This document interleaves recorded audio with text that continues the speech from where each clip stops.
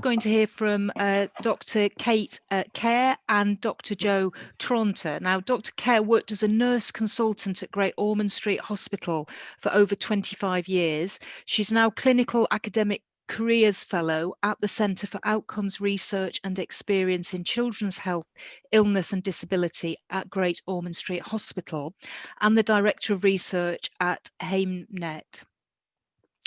She's Vice Chair of the Board of Trustees at the Haemophilia Society and was previously Chair of the World Federation of Haemophilia's Nurses Committee and the Editor-in-Chief of the Journal of Haemophilia Practice. Now, Dr. Joe Traunter is a trustee of the Haemophilia Society, living with von Willebrand's disease and a member of the European Haemophilia Consortium's von Willebrand's disease working group. She's also the mother of 2 children with von Willebrand's disease. And Dr. Traunter is a senior fellow of the Higher Education Academy and works as the programme lead for children and youth studies at the excellent, and I will say this as it's in my constituency, University of Hull. So they're going to talk about the challenges women and girls face accessing appropriate treatment, equitable care and timely diagnosis of their bleeding disorders. So over to you. I don't know which one of you is going to start. Is it you, Kate? Yeah, I think it's Kate. Right. So Diana, thank you very much. And thank you also to Clive and Paul for, as ever, focusing so beautifully on haemophilia, which is probably the most recognised bleeding disorder, at least to the members of the general public. And we know in haemophilia that men are affected, and historically we've said that women carry haemophilia and don't themselves have bleeding problems. But actually we now know that that is not true, and that many women who historically were called haemophilia carriers actually have low levels of factor VIII or factor IX themselves, and if they were male, would be identified, recognised, treated and followed up as people with haemophilia. And so already we've heard from Paul and Clive that there's not enough facilities and expertise to treat all the men with haemophilia in the country. So there certainly is not enough to treat all of the women who are equally affected. When we move from haemophilia into the other bleeding disorders, so von Willebrand's disease, all of the factor deficiencies, the platelet disorders that we represent through the Haemophilia Society, they are inherited equally between men and women. But there's a real issue for women in that we have many more hemostatic challenges than our male relatives and friends. So we have periods, we have pregnancies, we have childbirth, all of which you will hear later from Joe. It can be dreadfully disruptive to the family, but actually can also be life-threatening and present with real bleeding issues that aren't recognised and aren't treated. We know that women in families with haemophilia are diagnosed as being carriers, perhaps the mother of a child with haemophilia, and really the focus is always on her son and not on her herself and whether she has bleeding problems. And that's something we're trying to address through the Haemophilia Society with our Talking Red campaign, to recognise that these women are out there and that they're bleeding. Because all of these conditions are genetic, they run in families, and so if everybody in your family has heavy periods, that is your normal. And we need to identify what is a normal period. Women don't talk about that themselves at all. It's not the kind of thing we talk about in the pub over a glass of wine. And how we can identify women who are having periods that are not normal to make sure that they can get diagnosis. So even if they identify that they're having heavy periods and they go via their GP, more often than not, they're just told that this is normal. It's part of the normal range and that they should just kind of really get on with it. And it's not until somebody else in the family is diagnosed with bleeding disorder that they get a diagnosis too. And quite often they might have been in some kind of bleeding history for many years, and I do mean years, I'm not exaggerating, before they get seen by an appropriate person who can diagnose their bleeding disorder. So once they get a diagnosis, the care is still different for women to men. So whilst men are very followed up on a very strict care pathway, women are much more in and out. They might get referred to gynecology, they might get an early hysterectomy, they might not have appropriate bleeding disorder care. And for many, the treatment that they get is different again from their males with the same diagnosis. So a man with mild haemophilia would be treated with factor concentrate, whereas a woman with mild haemophilia might only get tranexamic acid. And so this is something we need to address as we move forwards.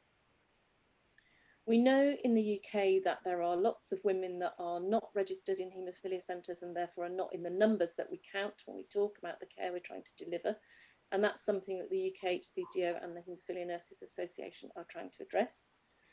We're working very closely with, and I'm delighted to see people from the European Haemophilia Consortium on this call. So working collaboratively with countries outside of the UK to try to improve the care that we give to women. We know that the UK is a recombinant for all country when it comes to treating people with haemophilia.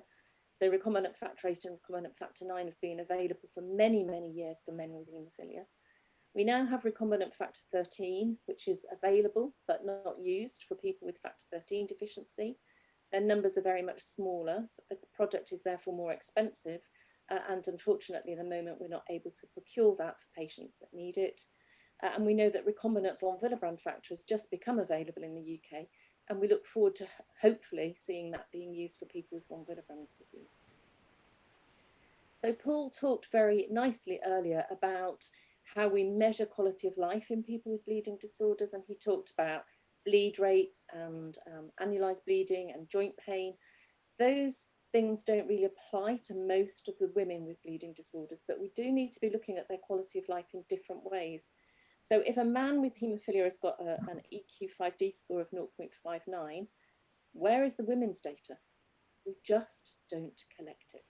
So we as healthcare professionals need to be looking at the women we look after much better and looking at their quality of life and talking to them about the studies, the cases that they present to us and how we can collate that data to improve the care that they get going forwards.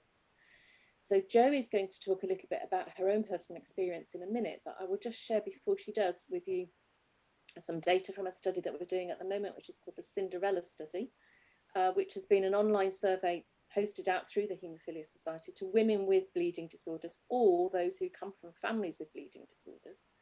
And it looks like it takes about 7 years to get a diagnosis on average. So some people are getting a diagnosis after 15 or 20 years. And many of those women are still having horrible bleeding problems, partly because of that sort of society and cultural impact of this is normal for my family, so we don't worry about it. But also when they are diagnosed, they're getting very different care to the men in their family. And that's something we need to address. So on that, I will hand over to Jo, who will tell us her experience. Thank you, Kate. Good afternoon, everybody. Okay, so as I've already been introduced, I'm Jo. I suffer with von Willebrand's disease, and I'm a parent of 2 children who are also diagnosed with von Willebrand's disease. I have 3 children. 2 of them have inherited the disorder, and I have a son and a daughter who are sufferers. So in terms of my experiences then, really I wanted to speak to you today because as Kate's already pointed out, specialist care for women and girls with bleeding disorders really is fundamental to the quality of life of women and girls. Early diagnosis and appropriate treatment options, together with that specialist support, gynecology and psychology, I really feel are essential. So of my 2 children who are diagnosed with von Willebrand's disease, my eldest daughter has been particularly impacted due to added complications of endometriosis. In order to obtain the treatment that she needs, we travel to London where she can access a multidisciplinary clinic for women with bleeding disorders. That's something, although we have an outstanding team at our local haemophilia centre, it's not an opportunity for her to attend a clinic where she can speak both with her haematologist and her gynecologist. And for her, that's really important. I don't believe these services should be confined to regions and trusts. Access to such clinics really is so important for women with bleeding disorders, and for many girls and women, bleeding has a real detrimental impact on their daily life. The days absence from school or work, the cost of sanitary products and clothing, the ability to engage physically and socially and emotionally for girls really is impacted. And The challenges of bleeding associated with menstruation, pregnancy and childbirth are common in one way or another to all women, and particularly women with bleeding disorders. And I feel strongly equity of care and support should be available to everybody, and not just those who are able to successfully navigate that primary care system. In terms of getting those that diagnosis in the first place, it can be a really slow process. And the delays in receiving that formal diagnosis in many instances, it's just completely unacceptable. I myself was not diagnosed until the age of 36. By then, I'd experienced multiple heavy bleeds, including having given birth to 2 children, which resulted in substantial and prolonged concerning bleeds requiring transfusions. Even at that point in time, nobody suggested to me that maybe a diagnosis would be useful to me. As a child, my mother repeatedly queried my bleeding tendency and extensive bruising with our GP. On one occasion, I even broke my arm, finished up at the A&E department, who was so concerned by the extent of my bruising that social services were involved and my family were questioned. I'd like to say that was historic, but that is still happening, and children are still today being taken into care because of a lack of diagnosis when they present with symptoms. For those of you who are about to read the report, you'll see highlighted in section 7.7.3 of the report, underdiagnosis is widespread, particularly amongst women. My own experience is that only in my 3rd pregnancy did an astute anaesthetist pick up my notes and remember me from the birth of my last child 9 years previously, which is pretty outstanding. He telephoned me and he told me he remembered the extent of the bleeding, which he personally found alarming during my daughter's birth. He referred me to the Haemophilia Centre in Hull, who listened to my story and almost immediately diagnosed my condition. But up until that point, I'd seen multiple GPs, doctors, accident and emergency consultants. At no point did anybody consider that there was an underlying bleeding disorder which would have massively impacted on the quality of life that I was experiencing. I can honestly say that without their intervention, I wouldn't be sitting here to tell this tale. My 3rd pregnancy was incredibly complicated, and despite receiving treatment and a haematology team present in theatre, a hysterectomy was the only way to stop the bleeding, despite having been given the blood clotting factors. Diagnosis literally saved my life, and I'm not alone out there. With an estimated 70,000 women in the UK suffering from von Willebrand's disease, how many women have suffered unnecessarily bleeding or even die because of a lack of diagnosis?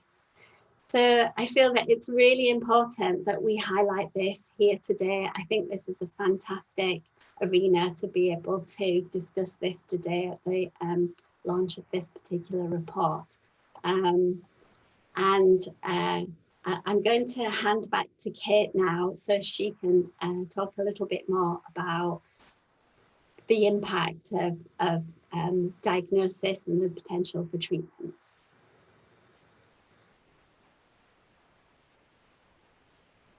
You're muted, Kate. Takes a lot to shut me up. Thank you for whoever just unmuted me.